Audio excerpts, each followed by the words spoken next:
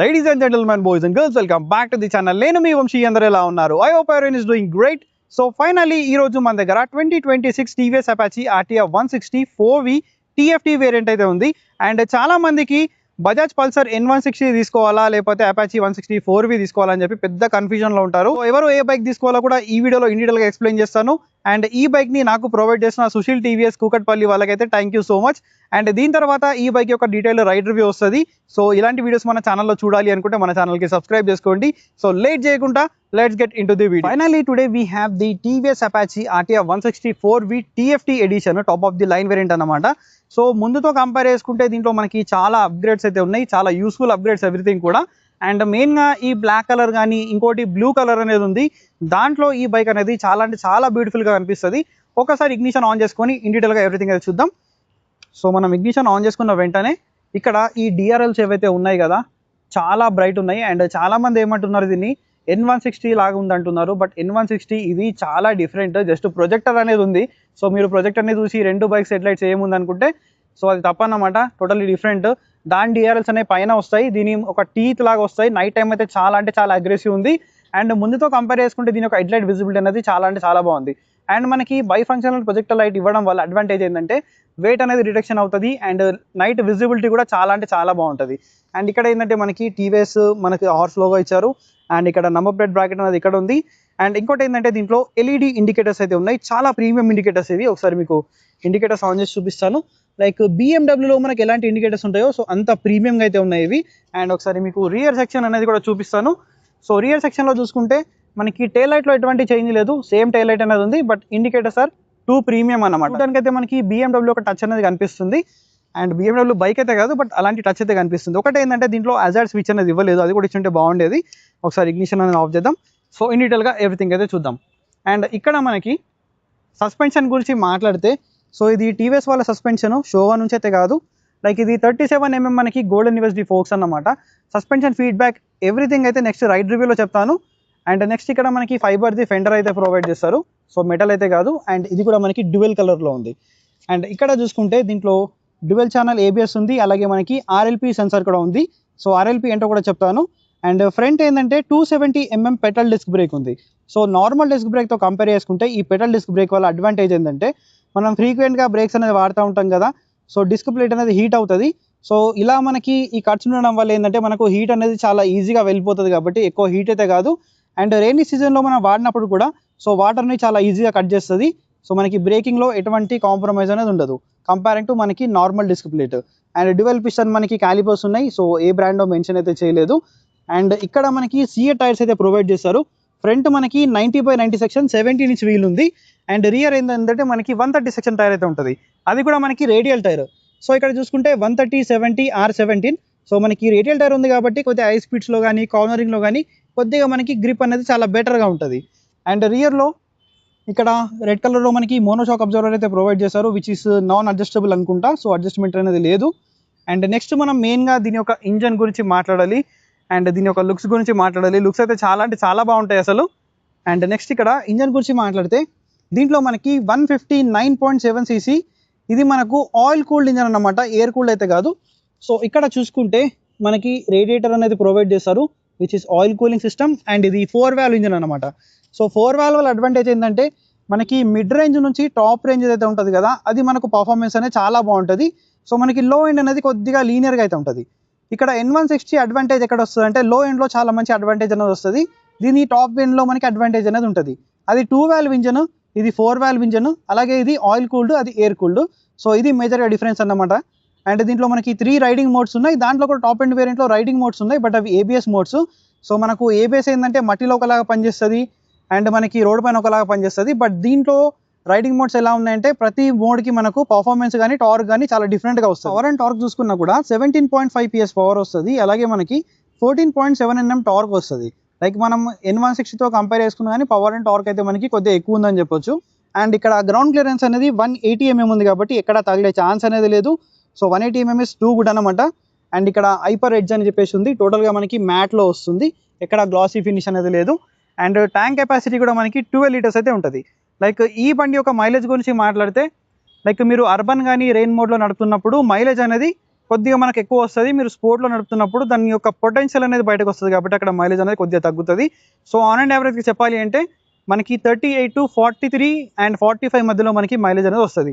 And ఇక్కడ it says RTR and ఇక్కడ మనకి హార్స్ లోగో అనేది ఉంది. అండ్ ఇంకోటి ఏంటంటే దీంట్లో మనకి 3 స్టెప్ మనకి అడ్జస్టబుల్ బ్రేక్ లివర్, ఇంకా అలాగే మనకి క్లచ్ లివర్ అనేది కూడా ఉంది. సో మీ ఫింగర్ సైజ్కి తగ్గట్టు మనం ఈ లివర్స్ని కూడా అడ్జస్ట్ అయితే చేసుకోవచ్చు. అండ్ ఇంకొకటి ఇక్కడ మనకి ఈ మెష్ లాగా కనిపిస్తుంది కదా, సో ఇది ఏంటి అని చెప్పి చాలా మందికి డౌట్ ఉంటుంది, which is RAM air intake అన్నమాట. సో దీనివల్ల ఏంటంటే మనం హై స్పీడ్లో వెళ్తున్నప్పుడు ఎయిర్ అనేది డైరెక్ట్ ఇక్కడ నుంచి వెళ్ళి లైక్ మనకి ఇక్కడ ఒక పైప్ లాంటిది ఇది ఉంది కదా, సో ఎయిర్ అనేది డైరెక్ట్ ఈ పైప్ నుంచి వచ్చి ఇంజన్ హెడ్ని అయితే కూల్ చేస్తుంది. సో దీనివల్ల మనకు ఇంజన్ అనేది ఎక్కువ హీట్ కాదు. అండ్ దీనివల్ల మనకు కొద్దిగా స్లైట్లీ పర్ఫార్మెన్స్ కూడా బాగుంటుంది టాప్ ఎండ్లో. సో ర్యామ్ ఎయిర్ ఇంటేక్ అనేది దీంట్లో ఉంది, దానివల్ల అడ్వాంటేజ్ అన్నమాట అది. అండ్ మనకి ఫ్యూల్ ట్యాంక్ లిడ్ కూడా సైడ్లో అయితే ఉంటుంది. నార్మల్గా మనం బైక్స్లో చూస్తే సెంటర్లో ఉంటుంది, బట్ దీంట్లో సైడ్లో ఉంటుంది. అండ్ ఇక్కడ ఆర్టీఆర్ 160 స్టిక్కరింగ్ అయితే ఉంది. అండ్ ఇది టోటల్గా ఫైబర్, సో మెటల్ అయితే కాదు, లోపల మనకి మెటల్ ఫ్యూల్ ట్యాంక్ ఉంటుంది, పైనుంచి టోటల్గా ఫైబర్ అనమాట. అండ్ దీని యొక్క వెయిట్ గురించి మాట్లాడితే మనకి 146 kgs వెయిట్ ఉంటుంది. మరీ హెవీ వెయిట్ అయితే ఏం అనిపించదు, ఈజీగా మేనేజ్ చేయొచ్చు. అండ్ సీట్ హైట్ అనేది మనకు 800 mm ఉంటుంది. లైక్ మీ హైట్ అనేది 5'3", 5'4" ఉన్న వాళ్ళు కూడా ఈజీగా మేనేజ్ చేయొచ్చు, ఎటువంటి ఇష్యూ అనేది ఉండదు. కావాలంటే ఒక్కసారి మీరు షోరూమ్కి వచ్చి టెస్ట్ రైడ్ చేయండి. ఈ డ్యువెల్ బ్యారెల్ లాంటి ఎగ్జాస్ట్ అయితే ఉంది, బట్ ఇది డ్యువెల్ బ్యారెల్ అయితే కాదు. సో ఎగ్జాస్ట్ అనేది ముందుది చాలా బాగుండేది, సో మనకి BS3లో వచ్చేది కదా, సో అది చాలా బాగుండేది. ఇది అంతగా నాకు పర్సనల్గా నచ్చలేదు. అండ్ ఫుడ్ పెక్స్ క్వాలిటీ కూడా ప్రీమియం ఉంది, ఎక్కడ కూడా మనకి కాంప్రమైజ్ అయినట్టయితే లేదు. అండ్ నెక్స్ట్ ఇక్కడ చూసుకుంటే టైర్స్ గురించి ఆల్రెడీ మీకు చెప్పేశాను. అండ్ ఇక్కడ 240 mm పెట్రోల్ డిస్క్ బ్రేక్ ఉంది. దీంట్లో RLP సెన్సర్ అని చెప్పాను కదా, rear wheel lift off protection. దీనివల్ల అడ్వాంటేజ్ ఏంటంటే మీరు స్పీడ్గా వెళ్ళి ఫ్రంట్ బ్రేక్ అనేది ఎంత హార్డ్గా ప్రెస్ చేసినా కూడా రియర్ వీల్ అనేది మనకు లిఫ్ట్ అయితే అవ్వదు అనమాట, లైక్ స్టాప్ అయితే అవ్వదు. ఇది ఒక మంచి ప్రొటెక్షన్. అండ్ దీంట్లో ట్రాక్షన్ కంట్రోల్ కూడా ఉంది, లైక్ మీరు ఇలాంటి ఇసుక రోడ్లో సడన్గా థ్రాటిల్ ఇచ్చినప్పుడు వీల్ అనేది ఎక్సెస్గా స్పిన్ అయితే అవ్వదు, ఇది ఒక అడ్వాంటేజ్. అండ్ ఇంకోటి దీంట్లో సింగిల్ పిస్టన్ క్యాలిపర్ ఉంది. ఈ క్యాలిపర్ పైన ఈ ప్రొటెక్షన్ లాంటిది ఉంది కదా, నాకు టీవీఎస్ బ్రాండ్లో ఇది చాలా బాగా నచ్చుతుంది. ఎందుకంటే ఇప్పుడు మనం మట్టిలో బురదలో నడుపుతున్నప్పుడు సో మనకు లోపల పిస్టన్ వరకు వెళ్ళి అండ్ బ్రేక్ ప్యాడ్స్ని కూడా మనకి ఖరాబ్ చేసే ఛాన్సెస్ చాలా ఉంటుంది. సో దీనివల్ల ఏంటంటే మట్టి కానీ ఇసుక కానీ లోపలికి వెళ్ళదు. సో మనకి బ్రేక్ ప్యాడ్స్ కానీ పిస్టన్స్ కానీ ఎవ్రీథింగ్ అయితే క్యాలిపర్స్ కానీ ఎవ్రీథింగ్ అయితే ప్రొటెక్ట్ అయితే ఉంటుంది. సో ఇది ఒక అడ్వాంటేజ్. అండ్ ఇక్కడ టీవీఎస్ రేసింగ్ది మనకు స్టిక్కరింగ్ అయితే ఇచ్చారు రిమ్ పైన, సో ఇది కూడా చూడడానికి చాలా అట్రాక్టివ్ అయితే ఉంది. అండ్ ఒక చిన్న టైర్ అగర్ అయితే ఇచ్చారు, దీనిపైన it says RTR. And rear look అనేది ఇలా ఉంది. అండ్ నెక్స్ట్ ఇక్కడ కూడా టీవీఎస్ రేసింగ్. అండ్ ఇక్కడ 164V. అండ్ మనకి సింగిల్ సీట్ సెటప్ వస్తుంది, బట్ కొద్దిగా మనకి పిలియన్ సీట్ అనేది స్టెప్ అప్ ఉంది, బట్ ఎటువంటి ఇష్యూ అనేది లేదు. మీరు ఫ్యామిలీకి యూజ్ చేసుకుందాం అనుకున్నా కూడా చాలా కంఫర్టబుల్గా యూజ్ చేసుకోవచ్చు. సో N160లో మనకి సింగిల్ సీట్ వేరియంట్ ఉంది కదా, దాంట్లో లిటిల్ బిట్ కంఫర్ట్ అనేది కొద్దిగా ఎక్కువ ఉంటుంది దీంతో కంపేర్ చేసుకుంటే. సో అది పెద్దగా డిఫరెన్స్ అయితే ఏమి ఉండదు. అండ్ ఇక్కడ మనకి ఓపెన్ చైన్ సిస్టమ్ అనేది ఉంది. అండ్ సెంటర్ స్టాండ్తో పాటు side stand engine cut off sensor ఉంది. అలాగే ఇది మనకి 5 స్పీడ్ గేర్ బాక్స్ అనమాట, 1 డౌన్ అండ్ 4 అప్ అనమాట, 6 స్పీడ్ ట్రాన్స్మిషన్ అయితే కాదు. అండ్ నెక్స్ట్ ఇక్కడ చూసుకుంటే మనకి హ్యాండిల్ బార్ అనేది చూసుకోవాలి మెయిన్గా. సో దీంట్లో సింగిల్ హ్యాండిల్ బార్ అనేది ఉంది, చాలా కంఫర్టబుల్గా మనం రైడ్ చేసుకోవచ్చు, ఎటువంటి ఇష్యూ అనేది కూడా ఉండదు. అండ్ ఇది one of the best TFT meter console అనమాట, ఇప్పుడు చూపిస్తాను దాని గురించి. అండ్ ఇక్కడ మనకి అసిస్టెంట్ స్లిప్పర్ క్లచ్ వస్తుంది, ముందు ఉండేది కాదు. సో క్లచ్ ఫీడ్బ్యాక్ అనేది చాలా అంటే చాలా లైట్ ఉంది. స్విచెస్ అయితే అవే ఓల్డ్ స్విచెస్ ఉన్నాయి, దీంట్లో ఎటువంటి చేంజ్ అనేది లేదు. అండ్ ఒకటి ఏంటంటే దీంట్లో ఛార్జింగ్ పోర్ట్ అనేది ఇవ్వాల్సింది, ఛార్జింగ్ పోర్ట్ అనేది లేదు. అండ్ ఇక్కడ మనకి engine kill switch and modes అనేది ఇక్కడ చేంజ్ చేసుకోవచ్చు. అండ్ మనకి హెడ్ లైట్ ఆన్ ఆఫ్ చేయడానికి కూడా సపరేట్గా బటన్ అయితే ప్రొవైడ్ చేస్తారు. అండ్ ఇక్కడ సెల్ఫ్ స్టార్ట్. స్వైప్ అప్ అనేది మళ్ళీ చూపిస్తాను చూడండి, చాలా అంటే చాలా బాగుంటుంది అసలు. స్వైప్ అప్ అనేది one of the best meter అని కూడా చెప్పొచ్చు ఇది. అండ్ ఇక్కడ మనకి టైం ప్రొవైడ్ చేస్తారు, ఇక్కడ RPM మీటర్. అండ్ ఇక్కడ మోడ్స్ అనేవి చూపిస్తాయి.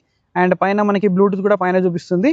అండ్ ప్రజెంట్ అర్బన్ మోడ్లో ఉంది, మోడ్స్ కూడా మీకు చేంజ్ చేసి చూపిస్తాను. అండ్ ఇక్కడ speed, gear position indicator and side stand down అని చెప్పేసి ఉందిగా, సో సైడ్ స్టాండ్ అనేది మనం తీసిన తర్వాత అది వెళ్ళిపోతుంది. అండ్ ఇక్కడ మనకి ఫ్యూల్ది కానీ అండ్ టెంపరేచర్. అండ్ ఇక్కడ మనకి ఆటో బ్రైట్నెస్, ప్రజెంట్ ఇది వైట్ ఉంది కదా స్క్రీన్, సో మనం దీన్ని ఆఫ్ చేస్తే ఏంటంటే ఇది మనకి బ్లాక్ అయిపోతుంది. సో అలా కూడా మనం సెట్ చేసుకోవచ్చు. లైక్ ల్యాప్ టైమర్ అనేది ఉంది, యావరేజ్ స్పీడ్ ఉంది, సో ల్యాప్ డిస్టెన్స్ అనేది ఉంది. సో పక్కకు మనకు కావాల్సిన ఇండికేషన్స్ అన్ని కూడా సైడ్లో అయితే ఉన్నాయి. అండ్ మనకు ఇంకోటి ఏంటంటే దీన్ని కంట్రోల్ చేయాలంటే ఎలా చూపిస్తాను. ఫస్ట్ మనం మోడ్స్ అనేది చేంజ్ చేద్దాం. సో ఇక్కడ చూసుకుంటే so present mode change error అని చెప్పి చూపిస్తుంది. సో ఈ బటన్ ఏదైతే ఉంది కదా, దీన్ని మనం లాంగ్ ప్రెస్ చేసినట్టయితే సో మనకి ఇక్కడ ఆటో బ్రైట్నెస్ అనేది ఉంది కదా, సో మనం ఇదే బటన్ని క్లిక్ చేస్తూ ఉంటే పక్కకి వెళ్తుంది అనమాట. ఇక్కడ చూసుకోవచ్చు, సో పక్కకైతే వెళ్తుంది. సో ఇప్పుడు ఆటో బ్రైట్నెస్ ఉంది కదా, సో దీన్ని ఆఫ్ చేయాలంటే దీన్ని లాంగ్ ప్రెస్ చేయాలి. సింగిల్ క్లిక్ చేసినట్టయితే మనకు దీంట్లో ట్రాక్షన్ కంట్రోల్ అని వస్తుంది. సో ట్రాక్షన్ కంట్రోల్ మనం ఆన్ చేసుకోవచ్చు, ఆఫ్ చేసుకోవచ్చు. సో ఇప్పుడు ఆటో బ్రైట్నెస్ ఉంది. సో దీన్ని మనం లాంగ్ ప్రెస్ చేసామనుకోండి, సో అది మనకి ఆఫ్ అయిపోతుంది. సో ఆఫ్ అయిపోయిన వెంటనే మనకి టోటల్గా బ్లాక్ కలర్లో వచ్చేస్తుంది. సో మళ్ళీ దీన్ని ఆన్ చేసామనుకోండి, దీంట్లో వైట్లో వచ్చేస్తుంది చూడండి. సో వైట్లోకి వచ్చేసింది. అండ్ మళ్ళీ మనం సింగిల్ క్లిక్ ఇస్తే కిందికి వస్తుంది. సో దీంట్లో నాకు నచ్చింది ఏంటంటే, ఇప్పుడు మనము ఈ మీటర్ని కంట్రోల్ చేయాలంటే ఈ బటన్ ఇంకా ఈ బటన్ అనేది యూజ్ చేయాలి. సో ఫర్ ఎగ్జాంపుల్ ఇప్పుడు ఇక్కడ ఉందని ట్రాక్షన్ కంట్రోల్లో, సో నేను పక్కకు రావాలంటే సో ఈ బటన్ క్లిక్ చేయాలి. సో మళ్ళీ దీంట్లో నేను కిందికి రావాలి అంటే ఈ ఐ బటన్ క్లిక్ చేయాలి. సో ఐ బటన్ క్లిక్ చేస్తే లైక్ మనకి ఇన్ఫర్మేషన్ చేంజ్ అవుతుంది, టాప్ స్పీడ్ కానీ లైక్ ల్యాప్ టైమర్ ఇవన్నీ చేంజ్ అవుతాయి. మళ్ళీ నేను పక్కకు రావాలంటే మళ్ళీ నేను మోడ్ బటన్ అనేది క్లిక్ చేయాలి. సో ఇక్కడికి వచ్చిన తర్వాత మళ్ళీ మనం చేంజ్ చేయాలంటే సేమ్ ప్రాసెస్ అనమాట. లైక్ మళ్ళీ దీంట్లోకి రావాలి అండ్ ఇక్కడ మళ్ళీ మనం క్లిక్ చేస్తే like trip distance and odo, so ఇవన్నీ కూడా మనకి చూపిస్తుంది. సో ఇది ఒకటి నాకు నచ్చలేదు, లేకపోతే మిగతా అంతా TFT మీటర్ అయితే చాలా అంటే చాలా బాగుంది. అండ్ దీంట్లో 3 మోడ్స్ ఉన్నాయి, అర్బన్ ఒకటి, రెయిన్ ఒకటి అండ్ స్పోర్ట్ ఒకటి. సో అర్బన్ అండ్ మనకి రెయిన్లో ఏంటంటే లీస్ట్ పవర్ వస్తుంది, మన స్పోర్ట్లో ఏంటంటే మనకి పీక్ పవర్ అనేది వస్తుంది. లైక్ 17.5 PS పవర్ ఏదైతే ఉంది కదా, అది టోటల్గా వస్తుంది అనమాట. అపాచీ 164 ఒక ఎగ్జాస్ట్ నోట్ అనేది విందాం. So let me turn it on.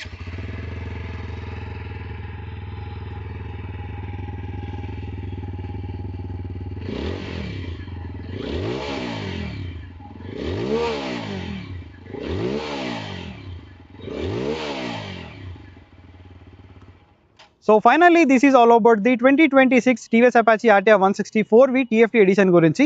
So ఈ బైక్ తీసుకోవడానికి మెయిన్ రీజన్ ఏంటంటే దీని యొక్క ప్రైస్. సో ప్రైస్ అనేది నేను కింద డిస్క్రిప్షన్లో ప్రొవైడ్ చేస్తాను.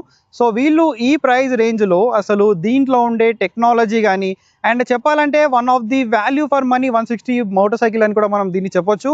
ఎందుకంటే దీంట్లో మనకి పర్ఫార్మెన్స్ వస్తుంది, పర్ఫార్మెన్స్తో పాటు మనం దీన్ని ఫ్యామిలీకి యూజ్ చేసుకోవచ్చు అండ్ రైడింగ్ మోడ్స్ ఉన్నాయి, మోర్ టెక్నాలజీ అండ్ 160cc మనకి one of the best technology అయితే ఈ బైక్లో మాత్రమే ఉంటుంది. అండ్ TFT స్క్రీన్ కూడా మనకి one of the best TFT అన్నమాట.